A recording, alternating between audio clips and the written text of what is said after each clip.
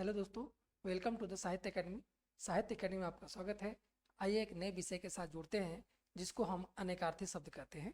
आज का हमारा विषय है अनेकार्थी शब्द। ठीक है, तो यह वीडियो जो है अनेकार्थी शब्द पर आधारित है और यह परीक्षा की दृष्टि से बहुत महत्वपूर्ण टॉपिक है।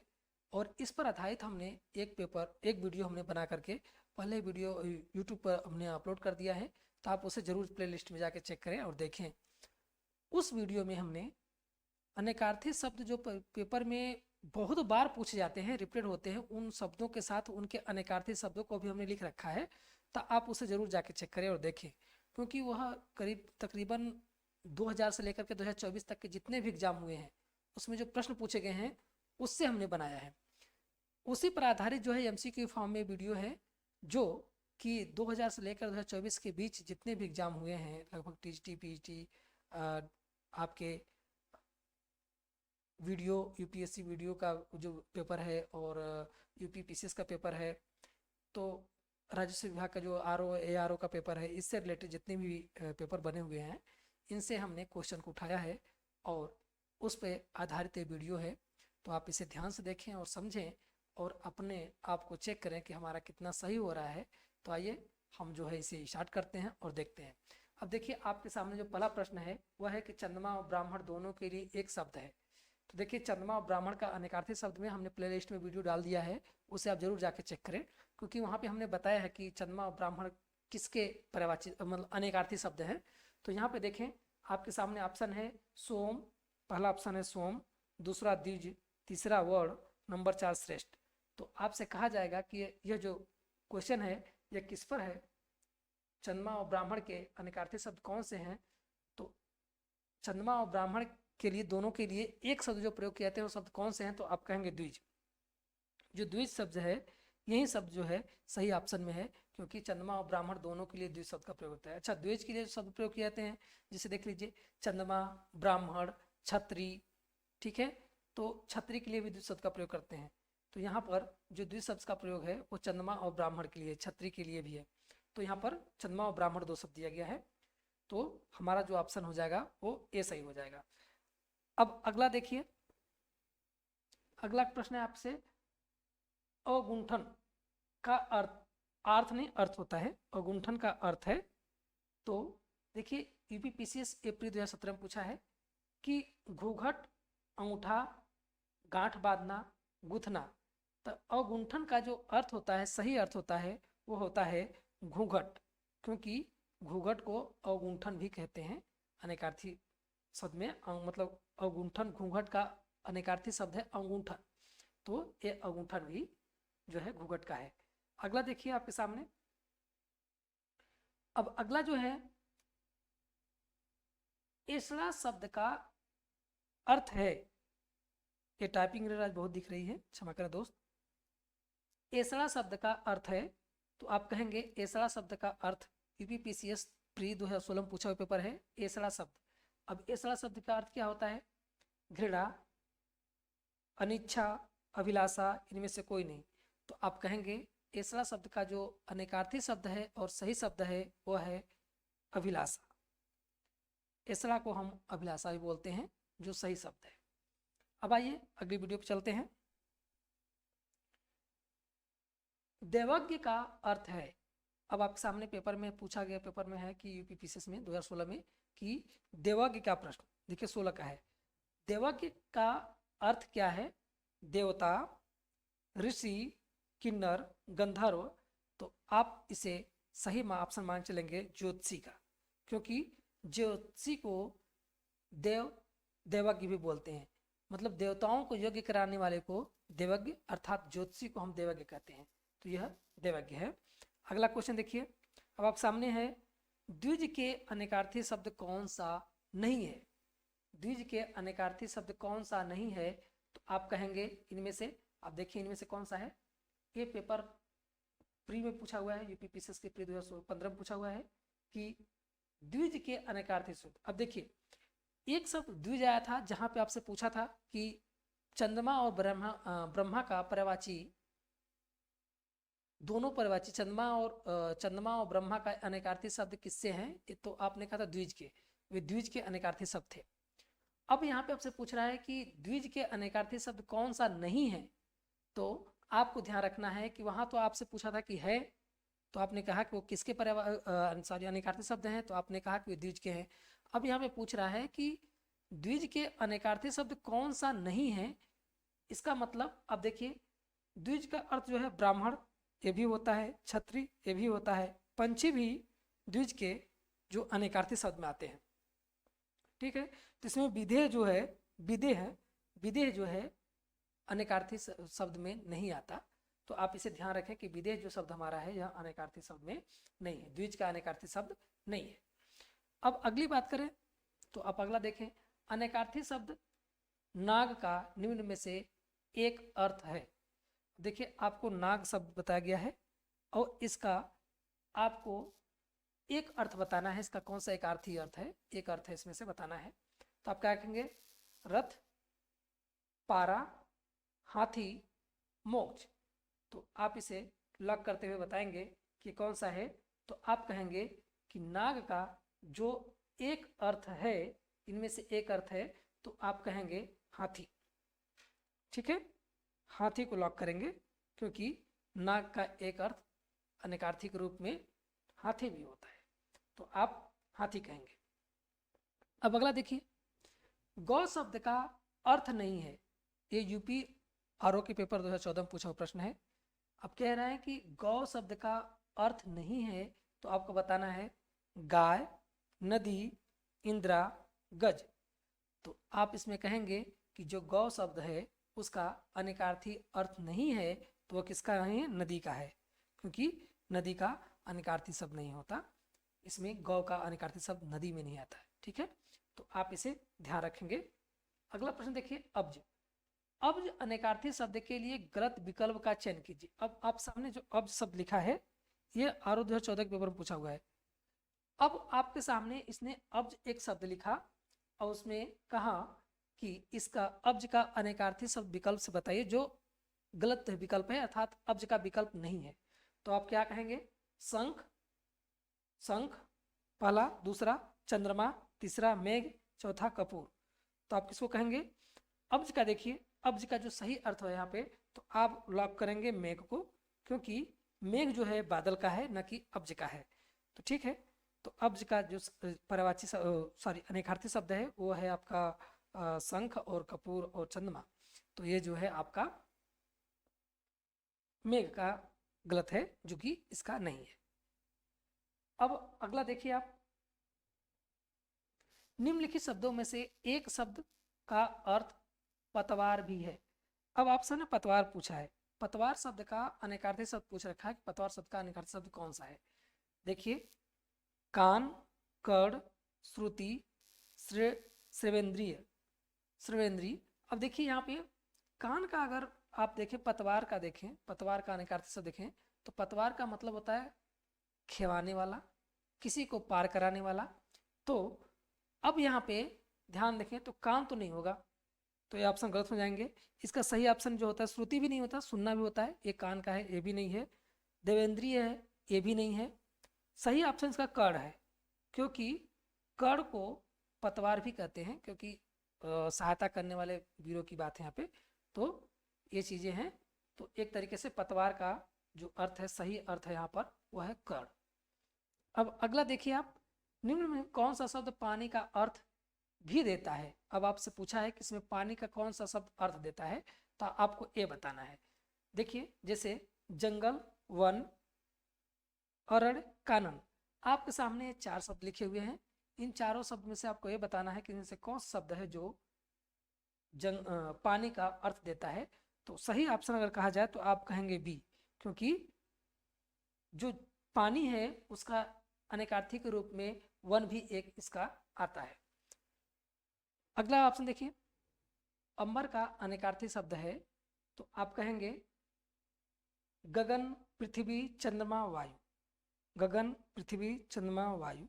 तो अंबर का कह रहा है अनेकार्थी शब्द है, तो सही अर्थ होता है वो है आपका ऑप्शन ए, गगन। गगन जो है अंबर का अनेकार्थी शब्द सही है। पृथ्वी, चंद्रमा, वायु ये नहीं है, तो आप इसे ध्यान रखें। अगला प्रश्न देखिए, अचल शब्द का अर्थ है, अब अचल शब्द का अर्थ है स्थिर, और दूसरा अर्थ है, आपसे एक शब्द दिया अचल और पूछ रहे हैं कि इसका एक अर्थ तो इसने स्थिर बता दिया, अब आपसे पूछ रहा है कि दूसरा अर्थ कौन सा है, आप इसे बताएं। तो आप कहेंगे अचल का एक अर्थ क्या होगा, चलायमान, निश्चल, स्थिर और गतिमान, ये वीर ऐसे होगा। ठीक है, तो आप कहेंगे इसमें से सही ऑप्शन कौन सा होगा, आप बताएं। तो आप कहेंगे कि अचल का जो दूसरा सही अर्थ होगा वो होगा निश्चल। ठीक है, क्योंकि स्थिर हो गया, दूसरा अर्थ इसका सही अर्थ होगा निश्चल, तो सही ऑप्शन निश्चल, हम बी को क्लिक करेंगे, टिक करेंगे। अगला देखिए, कौन सा शब्द द्विज का अनेकार्थी शब्द नहीं है। देखिए द्विज शब्द है ना, आपसे पेपर में बार बार पूछ रहा है, तो आप इसे इंपॉर्टेंट क्वेश्चन के रूप में शब्द को लिखिए, क्योंकि ये जो द्विज शब्द है ये बहुत बार पूछता है पेपर में, और ये फिक्स होता है कि किसी न किसी पेपर में पूछ ही लेता है। तो जो द्विज शब्द है ये अनेकार्थी शब्द पूछ रहा नहीं है, अब इसमें बताना है। अब आप देखिएगा, चंद्रमा, पंछी, दांत, सिंह, तो आप कहेंगे द्विज का जो अनेकार्थी शब्द नहीं वो सिंह है, सिंह नहीं है। सिंह जो है सारंग का है, ठीक है, तो आप इसे सारंग कहिएगा, क्योंकि ये जो द्विज शब्द है ये सारंग का अनेकार्थी शब्द है। खग भी सारंग का अनेकार्थी शब्द है, हाथी भी सारंग का अनेकार्थी शब्द में आता है, तो जो सिंह है वो सारंग में आता है।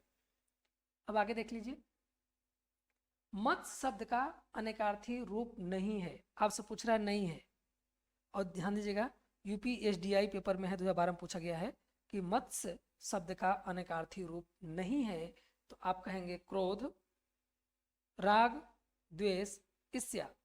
तो आप इसमें जब भी कहेंगे तो कहेंगे इसमें से जो शब्द नहीं है मत्स्य का, मत्सर का नहीं है, तो कहेंगे क्रोध, क्रोध तो है, द्वेष भी है, ईर्ष्या भी है, तो आप कहेंगे राग जो है यह राग नहीं होता, क्योंकि राग मतलब होता है स्वर, मतलब अर्थात गायन, तो संगीत, राग का अर्थ होता है संगीत, तो यहाँ पर गायन से चला जाएगा, तो यह जो आपका ऑप्शन है यह राग जो है राग नहीं है इसमें। अगला प्रश्न देखिए, सर्प, मेघ, हरिण किन शब्द के अनेकार्थी शब्द हैं। अब आपके सामने 3 शब्द दिया गया है, सर्प, मेघ, हरिण किस शब्द के अनेकार्थी शब्द हैं, तो आप कहेंगे कि यह सारंग के हैं, नारंग के हैं, सरंग के हैं, सारंग के हैं, तरंग के हैं। तो आप कहेंगे कि सर्प, मेघ, हरिण इनमें जो शब्द हैं वह सही ऑप्शन इसका नंबर 1 है, क्योंकि सारंग के अनेकार्थी शब्द हैं। ऐसे ही अगला प्रश्न देखिए आप, अब जो प्रश्न है स्वर्ग, पृथ्वी, सूर्य किसके अनेकार्थी शब्द हैं। अब कह रहा है कि आपके सामने प्रश्न है कि स्वर्ग, पृथ्वी, सूर्य किसके अनेकार्थी शब्द हैं, तो आप कहेंगे गोचर, गाय, खेचर, सच, सचराचल। तो स्वर्ग, पृथ्वी, सूर्य अब किसके हैं, तो आप कहेंगे इसमें कि यह जो है गोचर, गौ जो शब्द है, जो गौ शब्द है इसके सही आप माने जाते हैं कि ये गौ शब्द के ही जो है स्वर्ग, पृथ्वी, सूर्य जो है अनेकार्थी शब्द हैं। तो सही ऑप्शन इसका जो आपके सामने आएगा वो आ जाएगा आपका बी। अब जो है अगला प्रश्न देखिए, अगर आपको वीडियो पसंद आ रही है तो आप लाइक, सब्सक्राइब जरूर करें, ताकि हम आपसे मोटिवेशन मिलता रहे और हम एक बेहतर आपको समक्ष क्वेश्चन आंसर को लेकर के या एक अच्छे समझ विकसित करने के लिए हम आपसे जुड़ सके। देखिए प्रतिष्ठा, प्रतिष्ठा शब्द जो है, अब कह रहा है कि प्रतिष्ठा, जल, चमक किस शब्द के, यहां शब्द रहेगा, किस शब्द के अनेकार्थी शब्द हैं। अब आपके सामने प्रतिष्ठा, जल, चमक किस शब्द के अनेकार्थी शब्द हैं, और यह यूपीपीसी 2015 के पेपर में पूछा हुआ है, तो आप इसे ध्यान रखें कि प्रतिष्ठा जो शब्द है वह किस शब्द के, मतलब प्रतिष्ठा, जल, चमक किस शब्द के अनेकार्थी शब्द हैं। तो देखिए ऑप्शन में अग्नि, आकाश, मोती, पानी, तो इसका जो सही ऑप्शन है वह है पानी, क्योंकि पानी का एक होता है जो अर्थ होता है, जल भी होता है, चमक भी होता है, प्रतिष्ठा भी होता है, इज्जत भी होता है, सम्मान भी होता है। क्योंकि रहीमदास का दुआ इसी पे है कि रहीमन पानी राखिए बिन पानी सब सून, पानी गए न उबरे मोती मानुष चून। तो वहाँ जो जो आपका तरीके से श्लेष अलंकार है, उस श्लेष अलंकार में आप देखें तो पानी का शब्द 3 बार आया हुआ है और तीनों शब्द जो पानी आया हुआ है उसका अर्थ अलग अलग है। तो यहाँ पर ये जो है आपका पानी जो है इसका सही ऑप्शन है। अब आगे देखिए, अगला शब्द है विधि के लिए अनेकार्थी शब्द नहीं है। अब देखिए विधि, विधि के लिए अनेकार्थी शब्द नहीं है, ये 2015 में पीसीएस में पूछा हुआ है। तो कहेंगे आप ब्राह्मण, कानून, अवधि, पद्धति। देखिए विधि के लिए जो शब्द है, जो सही ऑप्शन होगा आपका, तो आप इसमें कहेंगे कि विधि तो कानून, कानून तो है, दूसरा पद्धति, पद्धति भी है, ब्राह्मण भी है विधि में, लेकिन अवधि नहीं होगा। अवधि का अर्थ होता है समय से, तो सीमा। तो यहाँ पर जो है अवधि जो शब्द है इसका नहीं होगा, क्योंकि अवधि समय सीमा की बात कर रहा है। तो विधि, यह इसका सही ऑप्शन जो है वो हमारा सी है। ठीक है, नहीं है वो सी है। आगे देखते हैं, इनमें से अमृत शब्द का समानार्थी शब्द कौन सा है। अब बताना है आपको अमृत शब्द के समानार्थी शब्द कौन सा है, इसको बताना है आपको। तो आप कहेंगे, ये 2015 के पेपर में पूछा हुआ है, आप कहेंगे ब्रज, तुवीर, पीयूष, वाणी। तो आप इसके लिए कहेंगे कि अमृत जो शब्द होता है, अमृत शब्द का समानार्थी शब्द कौन सा है। तो आप देखेंगे सही ऑप्शन इसका पीयूष होता है। पीयूष को अमृत ही बोलते हैं, ठीक है, सोम भी बोलते हैं, ठीक। तो ये चीजें वहां पे है, सही अर्थ इसका पीयूष है। अब आगे देखिए, कौन सा शब्द अर्क का अनेकार्थी शब्द नहीं है। अब आपको बताना है कि कौन सा ऐसा शब्द है जो अर्क का अनेकार्थी शब्द नहीं है। तो वह क्या है, पत्ता, सूर्य, प्रकाश की किरण, आग का पेड़। देखिए पत्ता जो होता है उसे भी अर्क कहते हैं, सूर्य को भी अर्क कहते हैं। अगर इसको समझना रहे सूर्य को, तो आप देखेंगे कि जो बिहार प्रांत के जो लोग हैं वो छठ पूजा अधिक करते हैं, मतलब वहाँ प्रसिद्ध है, एक त्यौहार के रूप में है। तो वहाँ पर सुबह और संध्या के समय सूर्य को अर्क देते हैं, जल चढ़ाते हैं। तो उसको जो सुबह सूर्य उदय होता है जब जल चढ़ाते हैं तो उसको अर्क बोलते हैं। तो यहाँ पर जो अनेकार्थी शब्द देखेंगे तो अर्क जो है सूर्य का भी हो जाएगा। और प्रकाश का किरण, क्योंकि सूर्य जब निकलता है लालिमा होती है तब जो है अर्क दिया जाता है। तो इसको वैसे भी रिलेट करके आप देख सकते हैं कि प्रकाश का किरण भी इसका सही ऑप्शन है। लेकिन आग का पेड़ जो है यह इसका ऑप्शन नहीं है, क्योंकि आग का पेड़ कोई नहीं होता। तो यह ऑप्शन इनमें से नहीं है। तो ऑप्शन जो है हमारा डी जो है ऑप्शन नहीं है। अब देखिए अगला प्रश्न, अगला प्रश्न है कौन सा शब्द पत्र का अनेकार्थी शब्द नहीं है। अब किसका बताना है आपको, आपको पत्र का अनेकार्थी शब्द नहीं है। अब आपको पत्र का बताना है। अब देखिए पत्र का पत्ता, चिट्ठी, कागज, पुष्प। तो आपको जैसा कि बहुत आसान शब्द है और आप इसे तुरंत ही पहचान गए होंगे। देखिए पुष्प जो शब्द है यह नहीं है। पुष्प जो है अनेकार्थी शब्द में फूल का होगा, तो यहाँ पे पुष्प इसमें नहीं है। सही ऑप्शन डी। अगला देखिए, फल शब्द का अनेकार्थी शब्द नहीं है। यह किसी न किसी पेपर में पूछे हुए प्रश्न है जो हर बार रिपीटेड क्वेश्चन है। तो इसलिए हमने इसे रिपीटेड क्वेश्चन को उठाया ताकि हमें और बेहतर समझ विकसित हो और हमें पता चले कि क्वेश्चन कैसे बार बार पूछा जा रहा है। तो ये इसकी भी हमें समझ विकसित होनी चाहिए। देखिए फल शब्द का अनेकार्थी शब्द नहीं है, उसमें क्या नहीं है, परिणाम, हल्का, प्रभाव, रसयुक्त। देखिए अब इसमें नहीं पूछा है, आपको इस सबको ध्यान देना है। तो फल का अर्थ पूछेंगे तो परिणाम तो है, ये सही है। हल्का, हल्का को छोड़ते हैं। प्रभाव, फल का प्रभाव भी होता है, कहते हैं ना कि क्या प्रभाव पड़ रहा है उन पे क्या फल पड़ा, तो ये प्रभाव शब्द है। रसयुक्त, अब देखिए फल का जो रसयुक्त कहने मतलब यह है जो रस से युक्त हो।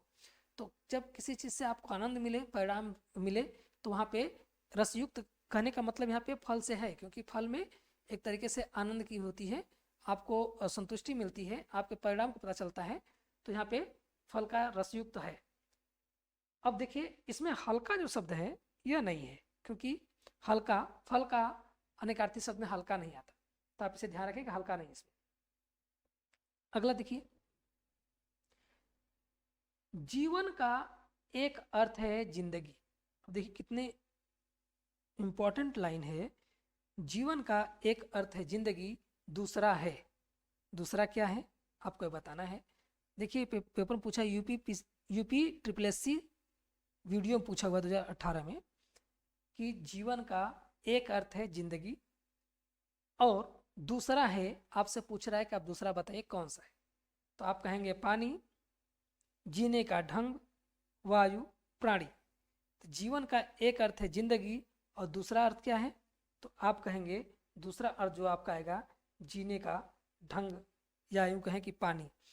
बेहतर अर्थ होगा पानी, और अगर पानी नहीं होता तो मैं कहता जीने का ढंग।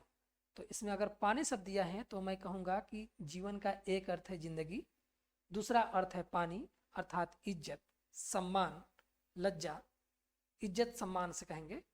तो यहाँ पर ये चीज़ें हैं।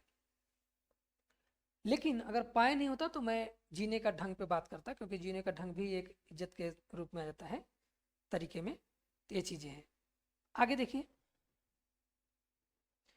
घन का अनेकार्थी शब्द नहीं है। अब आपसे पूछ रहा है अनेकार्थी शब्द से घन, घन शब्द है उसका पूछ रहा है, अनेकार्थी शब्द नहीं है। और ये जो है वीडियो के पेपर पूछा हुआ है, यूपी वीडियो जो पेपर होता है 2018 में, उसमें पूछा हुआ पेपर है। पूछ रहा है क्या, बादल, घना, घनिष्ठ, हथौड़ा। तो इसमें देखिए घन मतलब होता है बादल, ये भी बात सही होता है। घन मतलब होता है घना, ये भी सही है।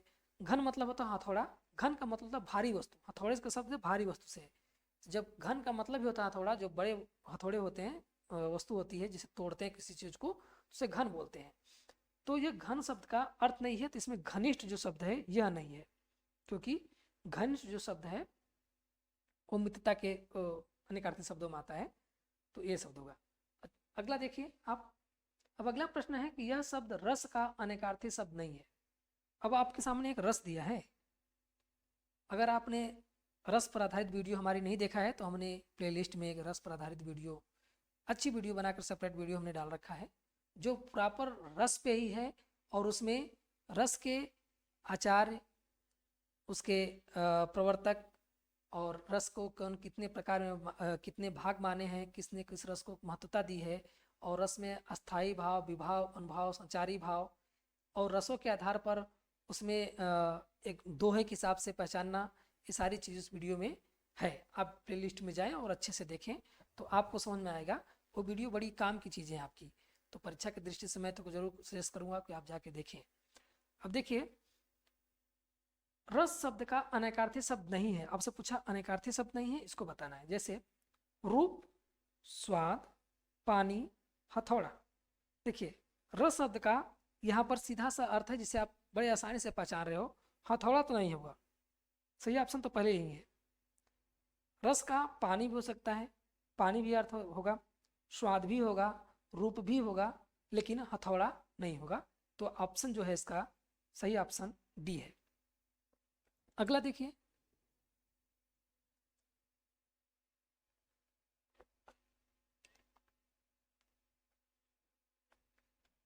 अगला आपके सामने प्रश्न है, निम्नलिखित में से एक शब्द वर का अनेकार्थी है। अब सामने वर लिखा है, वर का अनेकार्थी शब्द नहीं है, ध्यान रखना है। अब वर का अनेकार्थी शब्द नहीं है, क्षमा कीजिएगा, हम इसका टाइम लिखना मैं भूल गया हूँ, शायद मेरे से मिस हो गया है। अनेकार्थी शब्द नहीं है। अब देखिए, श्रेष्ठ, वरदान, पति, सुवर्ण। तो आप कहेंगे वर शब्द का अनेकार्थी शब्द क्या होगा? श्रेष्ठ होगा, बिल्कुल होगा। वरदान होगा, जी बिल्कुल होगा। पति होगा, जी बिल्कुल होगा।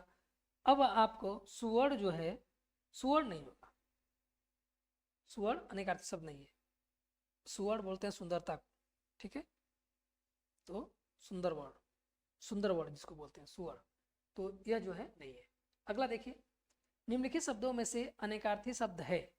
अब यूपी टीईटी के हिंदी पेपर में पूछा 2009 में तो आप इसे देखें, ये जीआईसी का है, यूपी टीजीटी जीआईसी का पेपर है। क्वेश्चन पूछा था कि अनेकार्थी शब्द है क्या, इनमें से बताना है कि अनेकार्थी शब्द है क्या है। शेर, गोली, कुत्ता, हिमालय। तो अनेकार्थी शब्द होता है, देखिए अनेकार्थी शब्द का मतलब होता है जो ऐसा शब्द जिसके अनेक अर्थ हों, उसे हम बोलते हैं अनेकार्थी। अब देखें, समझने की बात है, यहाँ पर लिखा है शेर, तो शेर क्या है, एक जो है जातिवाचक संज्ञा है और पर्टिकुलर एक जानवर का नाम है, तो यह तो नहीं होगा क्योंकि शेर का कोई अनेक शब्द नहीं होता। दूसरा देखिए कुत्ता, कुत्ता भी जातिवाचक संज्ञा है, और दूसरी चीज ये जानवर है जो किसी जानवर का विशेष नाम है। दूसरा हिमालय, हिमालय भी एक पर्वत है और यह व्यक्तिवाचक संज्ञा है, ठीक है। अब देखें हिमालय जो है हमारा व्यक्तिवाचक संज्ञा में आएगा क्योंकि हिमालय नाम दिया है, तो यह भी एक जो है हिमालय का कोई अनेकार्थी शब्द में नहीं है, यह आपका जो है नहीं आएगा। तो सही शब्द इसका जो होगा वो होगा गोली। गोली जो शब्द है, गोली के कई अर्थ होते हैं, जैसे कहें आपने किसी को गोली दे दिया तो एक गोली हो गया, दूसरी गोली खेलने वाली भी गोली होती है, तो यहाँ पे गोली का अनेकार्थी शब्द बदल रहा है, ठीक है। किसी को गोली देना, गोली कंचे खेलना, तो कंचे गोली का अर्थ है, ठीक है। तो यहाँ पे है, तो जो अनेकार्थी शब्द इसमें है वह क्या है, निम्नलिखित शब्दों में अनेकार्थी शब्द है तो वह क्या है, गोली है, जो सही ऑप्शन इसका है। अगला ऑप्शन देखिए, क्वेश्चन नंबर 28 पे निम्नलिखित शब्द में एक शब्द अनेकार्थी नहीं है। अब आपको बताना है इनमें से कौन सा ऐसा शब्द है जो अनेकार्थी नहीं है, और यूपी टीजीटी में पूछा हुआ है, ये भी जीआईसी के पेपर से लिया हुआ है। अब लिखा हुआ है कि इसमें एक शब्द अनेकार्थी नहीं है, आपको ध्यान रखना है कि अनेक अर्थ वाले नहीं है। देखिए पत्र, मुद्रा, दंड, पुस्तक। तो देखिए अब आप ध्यान देंगे ना, तो यहाँ अनेकार्थी शब्द में तो आप इस चीज़ को बड़े ध्यान देंगे कि कैसे ये जो शब्द है कैसे बदला। देखिए पत्र जो शब्द है ना, वो पत्र जो है एक संज्ञा के रूप में है जिसको हम चिट्ठी बोलते हैं, तो पत्र शब्द का अनेकार्थी नहीं है, अनेकार्थी नहीं आएगा, ठीक है।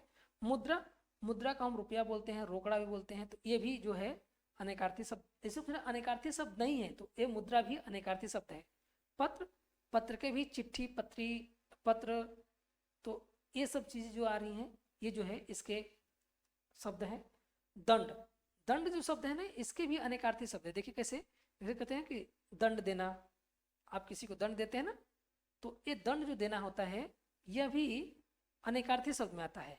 लेकिन जो पुस्तक शब्द है ये जो है, यह पुस्तक शब्द जो है जातिवाचक संज्ञा है, और ये संज्ञा होने से इसके अनेक अर्थ नहीं है, पुस्तक तो पुस्तक है। तो यहाँ पर आप कहेंगे कि जो जातिवाचक संज्ञा होने से यह जो कह रहा है कि अनेकार्थी शब्द नहीं है, तो ध्यान रखना है कि पुस्तक नहीं है। हमें पेपर में ऐसे ही प्रश्न आएंगे और हमें ध्यान देना है कि इन प्रश्नों को कैसे डील करना है। तो हमें उनके प्रश्न को, अर्थों को समझना होगा, उनमें जातिवाचक, व्यक्तिवाचक संज्ञा के आधार पर, सर्वनाम के आधार पर, विशेषण के आधार पर, ठीक है, पर्यायवाची शब्द, अनेकार्थी शब्द, समानार्थी शब्द, विलोम शब्द, ऐसे शब्दों को भी देखना होता है। उन शब्दों को देख करके हमें इनको समझना होता है। तो यहाँ पर जो है पुस्तक जो अनेकार्थी शब्द नहीं है, उसका कारण है कि संज्ञावाचक में, संज्ञा शब्द में आता है, संज्ञावाचक शब्द में, और संज्ञावाचक में जातिवाचक संज्ञा है। तो सही ऑप्शन इसका जो है डी है। अगला प्रश्न देखिए, और सामने भक्ति का अर्थ नहीं है। अब देखिए ये ऐसे प्रश्न टीचिंग एग्जाम में बहुत बार पूछे जाते हैं, क्योंकि उनको ऐसे प्रश्न से सीधे सीधे अर्थ है कि आपको चेक करना चाहते हैं कि आप कितनी समझ आपकी विकसित हुई है। यहाँ पे भक्ति शब्द का अर्थ नहीं है। अब देखिए आप लिखा भक्ति शब्द, भक्ति का अर्थ सेवा सही है, पूजा सही है, श्रद्धा सही है, लेकिन कविता, कविता इसका ऑप्शन नहीं है, जो कि सही ऑप्शन नहीं है। जो सही अर्थ पूछा कि भक्ति का अर्थ नहीं है तो क्या कविता। आसान प्रश्न है, बहुत ही आसानी से आप इसे समझ रहे होंगे। आगे देखिए, अज और अजनवा, ठीक है, अज और अजनवा अनेकार्थी शब्द का दूसरा अर्थ है। देखिए अब यहाँ पे अब कह रहा है कि ये दोनों शब्द के अनेकार्थी शब्द का दूसरा अर्थ बताइए।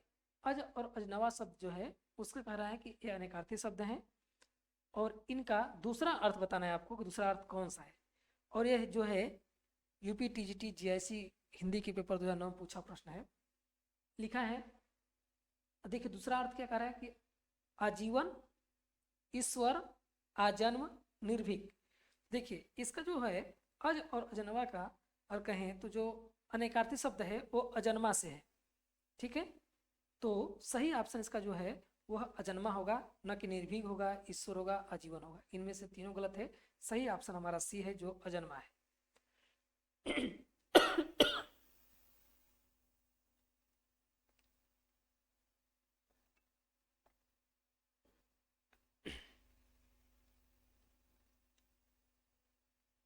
अगला प्रश्न देखिए, अगला प्रश्न है कनक धतूरा शब्द का अनेकार्थी शब्द है। अब सामने कनक और धतूरा दो शब्द है। कनक धतूरा शब्द का अनेकार्थी शब्द है। अब बताना है आपको कौन सा है। प्रसाद, कसौटी, आभूषण, सोना। आपके सामने चार शब्द लिखे हुए हैं। आपको बताना है कनक और धतूरा शब्द जो शब्द है इसका सही अर्थ क्या है। तो आप कहेंगे कनक और धतूरा का सही शब्द जो बात है, प्रसाद नहीं है, कसौटी नहीं है, आभूषण भी नहीं है। सही ऑप्शन इसका सोना होगा, क्योंकि कनक का एक अर्थ सोना भी होता है, दूसरा अर्थ धतूरा भी होता है। तो आप कहते हैं ना कि एक कनक कनकते सौगुनी मादकता अधिकाय, या खाए बोराय जगिया पावे बोराय। तो ये जो कनक का जो अर्थ है वहाँ पर एक कनक अर्थ सोने से है, दूसरे कनक अर्थ धतूरे से है।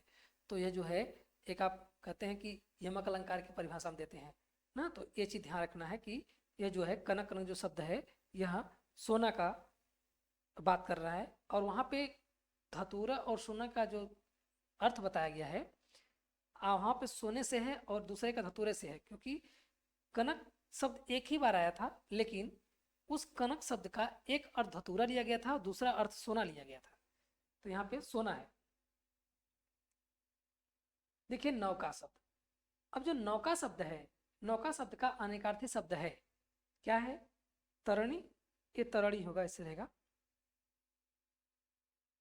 तरणी, ध्यान रखिए। तरण, तरणी, तरण। तो इनमें से अनेकार्थी शब्द पूछ रहा है कि इसका अनेकार्थी शब्द है नौका। नौका किसको बोलते हैं? नाव को बोलते हैं, और इसी को तरणी भी बोलते हैं। तो सही ऑप्शन जो है हमारा ए ऑप्शन हो जाएगा, अर्थात तरणी। तो सही ऑप्शन हमारा तरणी है। अगला देखिए एतराज। देखिए ये नहीं रहेगा। एतराज शब्द का अनेकार्थी शब्द है। आपको बताना है एतराज जो शब्द है इसका अनेकार्थी शब्द कौन सा है। आपत्ति। कहते हैं आपको कोई एतराज तो नहीं है, तो आपत्ति। एतराज शब्द का अनेकार्थी शब्द है, आपको बताना है आपत्ति, आफत, संकट, विपत्ति। तो आप क्या कहेंगे? जो सही अनेकार्थी शब्द इसका, एतराज का तो आफत नहीं होगा, संकट भी नहीं होगा, विपत्ति भी नहीं होगा। तो सही आपत्ति होगा आपत्ति शब्द। कहते हैं कोई आपको एतराज तो नहीं है ना। जब आपको कहते हैं एतराज नहीं है तो इसका मतलब कहते हैं कोई आपको आपत्ति तो नहीं है ना। तो ये चीजें हैं, सही ऑप्शन इसका आपत्ति। अगला देखिए तिरछी नजर तथा आक्षेप का अनेकार्थी शब्द है। अब ये 2009 में पूछा हुआ पेपर में है कि तिरछी नजर और आक्षेप का अनेकार्थी शब्द कौन सा है, आपको बताना है। देखिए कटुक्ति, व्यंग, कटाक्ष, ताना। अब कह रहा अनेकार्थी शब्द है, तिरछी नजर तथा आपेक्ष का अनेकार्थी शब्द है। तो आप क्या कहेंगे इसका सही ऑप्शन में? ताना, कटुक्ति, अपेक्ष कहते हैं तिरछी नजर का, आपेक्ष तथा आक्षेप। दो शब्द है, तिरछी नजर तथा आक्षेप। इन दोनों में पूछ रहा है कि अनेकार्थी शब्द है। तो आप इसका देखिए क्या हो सकता है ऑप्शन। तो सही जो अनेकार्थी शब्द में आएगा इसका कटु तो नहीं होगा, व्यंग भी नहीं होता, क्योंकि तिरछी नजर और आक्षेप में व्यंग। कटाक्ष भी नहीं होता, ताना हो सकता है, ताना है इसका सही। आक्षेप करना कहते हैं ना, क्या जब तिरछी नजर तथा आक्षेप करना, कहते हैं आप किसी पे आक्षेप कर रहे हैं, आरोप लगा रहे हैं, उसको ताने दे रहे हैं, तो ताना है। तो सही ऑप्शन इसका डी हो जाएगा, ताना। क्योंकि यहां पर आपसे जो आक्षेप शब्द है इसका इसने अर्थ पूछा है, न करके तिरछी नजर का। तिरछी नजर तथा आक्षेप का अनेकार्थी शब्द से कहा है। तो आपने यहाँ पर आक्षेप का अनेकार्थी पूछा है। सबसे ध्यान देने की बात है, क्योंकि ताना देना मैंने आक्षेप करना होता है किसी के ऊपर, ठीक है। तो अब आक्षेप आप सीधे से कह नहीं सकते, तो ये चीजें हैं। तो सही ऑप्शन इसका डी होगा। देखिए आगामी परीक्षा में संभावित प्रश्न, यह हमारे द्वारा बनाए गए कुछ प्रश्न हैं जो उम्मीद है कि ये पेपर किसी न किसी पेपर में पूछे जाएंगे, तो उससे रिलेटेड है। आइए अब देखते हैं कि वो प्रश्न कौन कौन से हैं। देखिए अब आपसे प्रश्न है कि घन, पहला प्रश्न है घन, दूसरा मतलब, तीसरा प्रश्न है कारण, चौथा प्रश्न है लिए। अब घन, मतलब, कारण और लिए हैं का अर्थ अनेकार्थी शब्द है। आपको बताना है कि घन का, मतलब का, कारण का और लिए का अनेकार्थी शब्द किस में से कौन सा है। तो आप गेस कीजिए। आशय, पहला देखिए, आशय, तात्पर्य, अभिप्राय, अर्थ। तो आप कहेंगे कि इसमें से जो आपका है घन, मतलब, कारण, लिए, तो इनका सही ऑप्शन जो होता है वो होता है अभिप्राय। कहते हैं मतलब, कहते हैं ना, कहते हैं इसका क्या मतलब है, तो मतलब क्या अभिप्राय है। कहते हैं किस लिए, तो अभिप्राय बताइए, कारण बताइए किस लिए। ऐसे ही घन, ठीक है। तो यहाँ घन का भी एक अभिप्राय है कि बताना है आपको। सही अर्थ जो है हमारा डी है। यह संभावित प्रश्न है जिसे आप विशेष तौर से ध्यान देंगे। देखिए सकल और शकल का अर्थ क्या होता है, इन दोनों क्या होता है ये बताना है। तो क्या कहेंगे आप, कला और संस्कृति, सन और सम्मत होता है, सन सम्मत, संपूर्ण और अंश, सबल और निर्बल। तो जो सही ऑप्शन इसका होगा वह होगा ऑप्शन सी, क्योंकि शकल का मतलब होता है संपूर्ण और शकल का मतलब होता है अंश। इस स का अर्थ होता है, शकल का अर्थ होता है संपूर्ण और सकल का अर्थ होता है अंश।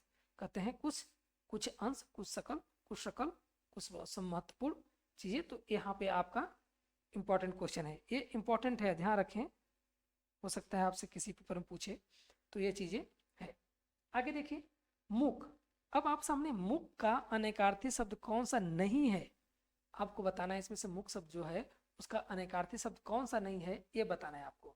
तो आप कहेंगे गूंगा, चुप, शांत, विवश। तो मुख का जो मुख शब्द है उसका समानार्थी शब्द नहीं है, तो आप क्या कहेंगे। तो आप देखिए अगर इसकी बात करें तो आप कहेंगे शांत। कहते हैं वो व्यक्ति मुक्त मुख है, ठीक है। तो आप कहेंगे शांत, ठीक है। शांत, मुख का मतलब होता है कि न बोलने वाला, लेकिन अगर यहाँ पे देखें शांत तो मतलब तो चुप रहने वाला। इसका मतलब ये थोड़ी नहीं कि वो नहीं बोल रहा है। तो यहाँ पे गूंगा जो नहीं बोल पाता है, चुप जो बोलना नहीं चाह रहा, ठीक है। शांत, दूसरा विवश। अब विवश व्यक्ति है तो क्या बोले, कहते हैं कि वो तो विवश है यार, क्या बोलेगा। तो यहाँ पर मुख का शब्द का जो अनेकार्थी शब्द कौन सा नहीं पूछा है वो शांत है। तो शांत इसमें नहीं है, ठीक है। आप इसे ध्यान रखें। अगला कीर शब्द का अर्थ है। अब आपके सामने एक कीर शब्द लिखा हुआ है, ठीक है। देखिए हमने इसको संभावित प्रश्न लग रहा था कुछ, और ये पेपर में पूछा हुआ पेपर था 2009 में आपसे, टीजीटी पीएचडी के जीआईसी के पेपर में पूछा हुआ प्रश्न था। तो हमने इसको ऐसे ही लिख दिया है सन के साथ। हो सकता है ये आपसे पूछे भी अगले किसी पेपर में। देखिए कीर का अर्थ है कील, कीड़ा, तोता, हाथी। तो आप कहेंगे सही अर्थ में कीर का जो अर्थ होता है तोता। अब यहाँ पे कीर का मतलब कील भी नहीं है, ना कीड़ा है, ना हाथी है, तोता सही इसका ऑप्शन है। तो आप इसे याद रखेंगे। अगला प्रश्न देखिए आपके सामने, रसाल शब्द का अर्थ है। ये रसाल शब्द बहुत महत्वपूर्ण है। रसाल शब्द का अर्थ है। अब रसाल शब्द उसे कहते हैं जिसमें रस भरा हो, उसे रसाल कहते हैं। अब देखिए यहाँ पर रसाल शब्द केला, पंछी, चमक। तो आप कहेंगे नहीं, सबसे सही आम शब्द जो है आम होगा। आम को रसाल बोलते हैं क्योंकि वो रस से भरा होता है, इसलिए बोलते हैं रसाल। तो आप इसे ध्यान रखें। अगला प्रश्न है अंक। अब अंक शब्द का अनेकार्थी शब्द नहीं है, आपको बताना है। ये यूपी के किसी पेपर में पूछा हुआ क्वेश्चन था, इसे हमने ले लिया है। अब ये ध्यान नहीं किस में है, तो आप इसे ध्यान देंगे। तो ये चीजें हैं, तो आप इसे अंक शब्द का अनेकार्थी शब्द नहीं बताना है। क्या है? संख्या नहीं है, आप ध्यान रखना, नहीं है। संख्या तो कहेंगे है, गोद तो कहेंगे आप है, नाटक का एक भाग तो आप कहेंगे है। इसमें अंक का अर्थ पृथ्वी से नहीं है, तो सही ऑप्शन इसका क्या है?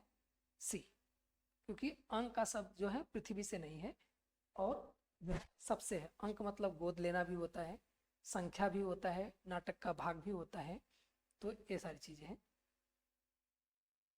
अब मैं उम्मीद करता हूँ आज की वीडियो ही समाप्त करता हूँ। मैं उम्मीद करता हूँ कि आपको ये सेशन पसंद आया होगा।